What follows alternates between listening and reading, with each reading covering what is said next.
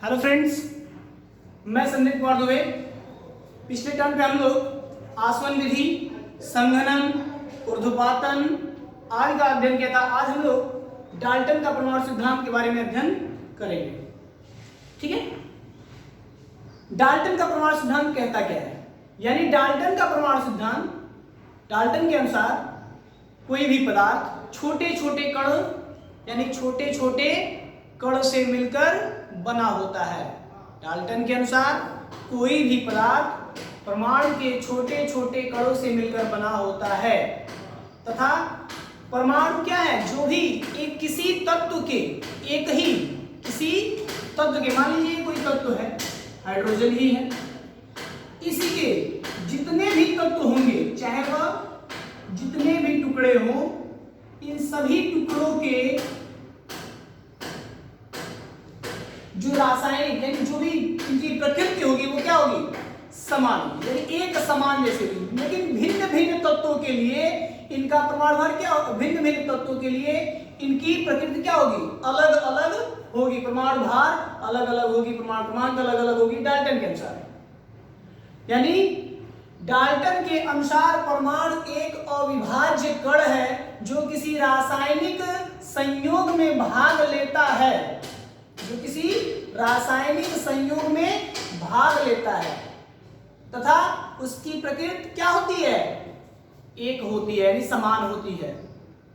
किंतु डाल्टन यह नहीं बता सके कि परमाणु भार की दृष्टि से, यानी कोई भी नाभिक यानी कोई भी तत्व का परमाणु जो है वह परमाणु भार की दृष्टि से अलग अलग क्यों है, यह नहीं बता सके। कुछ समय पश्चात भिन्न भिन्न वैज्ञानिक जैसे जे थॉमसन, रदरफोर्ड, चैडविक आदि सभी विद्वानों ने मिलकर इनके सिद्धांत का क्या किया? खंडन किया। उन्होंने बताया कि परमाणु को विभाजित किया जा सकता है। इन्होंने बताया, यानी डाल्टन ने बताया कि परमाणु एक अविभाज्य कण है। अविभाज्य का मतलब होता है अविभाज्य कण। ठीक है, डाल्टन ने बताया कि परमाणु एक अविभाज्य कण है, यानी जिसको बांटा नहीं जा सकता है, किंतु वह क्या हो? उनकी परमाणु भार समान हो, उनकी प्रकृति समान हो और रासायनिक संयोग में भाग लेता है। किंतु जे थॉमसन, रदरफोर्ड, चैडविक आदि विद्वानों ने कहा नहीं, परमाणु को विभाजित किया जा सकता है, यानी उनको अलग अलग बांटा जा सकता है तथा वह परमाणु भार की दृष्टिकोण से अलग अलग होते हैं। इस तरह से इनके सिद्धांत का क्या हुआ? खंडन हुआ तथा उन्हीं जब जे थॉमसन, रदरफोर्ड, चैडविक ने इस सिद्धांत का खंडन किया, उस सिद्धांत के आधार पर अब यह ज्ञात हो चुका है कि क्या होगा? परमाणु एक अविभाज्य कण होता है और इन्हीं कणों को मूल कण नाम दिया गया। इन्हीं कणों को मूल कण बताया गया, यानी मूल कण नाम दिया गया। अब मूल कण क्या है? मूल कण क्या है? तो मूल कण जो भी नाभिक में उपस्थित, ये हमारा नाभिक है, इस नाभिक में उपस्थित जो भी electron, proton, neutron, positron, anti proton, ठीक है, विभिन्न प्रकार के जो भी कण हैं, उन्हीं को मूल कण नाम दिया गया। ध्यान दीजिएगा, मूल कण किसे कहा गया?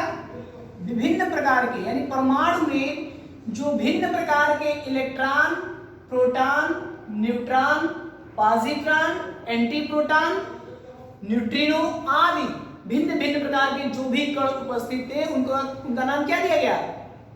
मूल कण नाम दिया गया। मूल कण दो प्रकार का होता है। मूल कण दो प्रकार का होता है। पहला अस्थाई मूल कण और दूसरा अस्थाई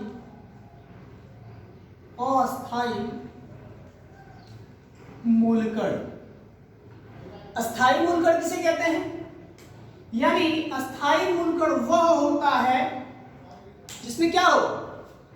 अस्थाई मूलकण electron, proton, neutron, positron, electron इसे भी प्रदर्शित करते हैं इलेक्ट्रॉन को, प्रोटॉन, न्यूट्रॉन, ठीक है, इलेक्ट्रॉन, प्रोटॉन, न्यूट्रॉन, पॉजिट्रॉन,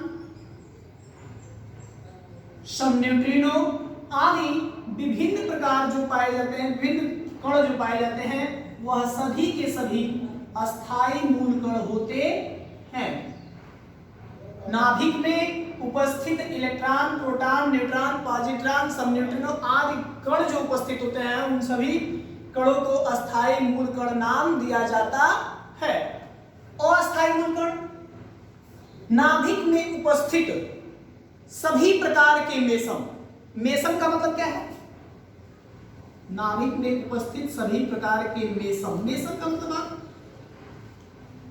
गांव में जो धान की फसल तैयार होती है उसको ओसाया, मतलब उसको ओसाने यानी उसको साफ करने के लिए पृथक्करण किया जाता है, तो उसमें छोटे छोटे कण जो होते हैं, धूल धक्कड़ यानी जो धूल होती है छोटी छोटी, उनको कहा जाता है मेसम। यानी जो सबसे बारीकी होती है, बारीकी कण होती है, उसको मेसम कहा जाता है। यानी चूर्ण कह सकते हैं, एक शब्द में चूर्ण कहा जा सकता है। तो नाभिक में उपस्थित जो भी मेसम है, परमाणु नाभिक में उपस्थित जो भी कण के मेसम परमाणु है, वह क्या है? अस्थाई है, अस्थाई कण नाम दिया जाता है। इन अस्थाई कणों का नाभिक में क्षणिक स्थान होता है, यानी क्षणिक मात्र का, इनका रहने न रहने से, यानी बाहर, ये बाहर भी रह सकते हैं और अंदर भी रह सकते हैं, इनके अंदर और बाहर रहने से नाभिक पे कोई प्रभाव नहीं पड़ता है। किंतु इलेक्ट्रॉन, प्रोटॉन, न्यूट्रॉन, पॉजिट्रॉन अस्थाई मूलकण हैं और यह एक स्वतंत्र कण होते हैं या स्वतंत्र रूप में पाए जाते हैं। ठीक है, तो ये हमारा क्या हुआ? ये हमारा डाल्टन का परमाणु सिद्धांत क्या कहता है कि परमाणु किसी तत्व का वह सूक्ष्म अविभाज्य कण है जिसे क्या कहता है? विभाजित नहीं किया जाता, अविभाज्य यानी विभाजित नहीं किया जाता है तथा वह रासायनिक संयोग में भाग तो लेता है, ठीक है, किंतु वह परमाणु भार के दृष्टिकोण से एक समान होता है, यानी एक जैसा होता है। किंतु जे थॉमसन, रदरफोर्ड, चैडविक आदि सभी विद्वानों ने इनके नियम का क्या कर दिया? इनके सिद्धांत का खंडन कर दिया और उन्होंने प्रयोगों द्वारा यह सिद्ध कर दिया कि परमाणु नाभिक में जो भी इलेक्ट्रॉन, प्रोटॉन, न्यूट्रॉन पाए जाते हैं, यानी परमाणु जो छोटे छोटे कणों से आप कह रहे थे मिलकर बना है, वह अविभाज्य है, यानी उसको विभाजित किया जा सकता है। ठीक है, यहाँ पे बताया गया कि अविभाज्य है, यहाँ पे ये बताया लोग कि विभाजित किया जा सकता है, यानी परमाणु को विभाजित किया जा सकता है। इस सिद्धांत पे अन्य नियमों की व्याख्या की गई। ठीक है, अब अगले टॉपिक में हम आपको इनकी सीमाएं बताएंगे और कैथोड की खोज, मोस्ट इंपॉर्टेंट टॉपिक रदन की, कैथोड की खोज और कैनाल किरणों की खोज कैसे हुई, इसके बारे में अध्ययन करेंगे। धन्यवाद।